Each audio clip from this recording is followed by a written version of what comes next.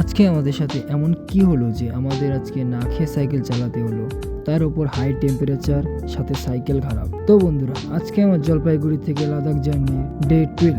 গতকাল রাতে আমরা ছিলাম উত্তরপ্রদেশের শাহপুর টান্ডা নামের একটা গ্রামের বন্ধ হয়ে যাওয়া পেট্রোল পাম্প। আজ সকালে বেরোতেই আমার সাইকেল টায়ার পাংচার হয়ে যায়। ভালো ব্যাপার হলো সাইকেল ফিটারের দোকান সামনেই ছিল, তাই পাংচারটা সারিয়ে নিলাম। তারপর সেখান থেকে বাজারে পরোটা খেয়ে আবার রওনা দিলাম।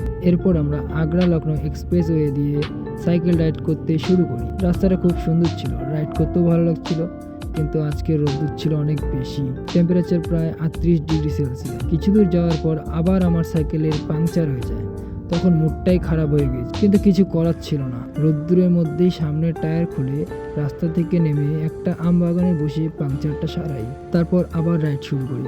শর্টকাট নেওয়ার জন্য লখনৌ আগ্রা এক্সপ্রেসওয়ে ছেড়ে গঙ্গা এক্সপ্রেসওয়ে দিয়ে সাইকেল চালাতে শুরু করি। কিন্তু এই এক্সপ্রেসওয়েতে অনেক অসুবিধা ছিল, কারণ রাস্তার ধারে কোনো গাছপালা ছিল না, আর 20 থেকে 25 কিমি পর পর এক্সিট। কিছু দূরে একটা ফুড প্লাজা পেয়ে ভেতরে ঢুকি, কিন্তু তখন আমার ভাত ডাল খেতে ইচ্ছা করছিল, তাই সেখানে শুধু বিস্কুট খেয়ে একটু রেস্ট নিয়ে আবার রওনা দিই। তারপর কিছু দূর যেতেই বিকেল হয়ে যায়। অবশ্যই একটা এক্সিট পেয়ে গ্রামের মধ্যে ঢুকি। সেখানে একটা ধাবায় খাওয়া দাওয়া করি, আর ওই ধাবার সামনেই টেন্ট লাগিয়ে আজকের মতো বিশ্রাম নেই।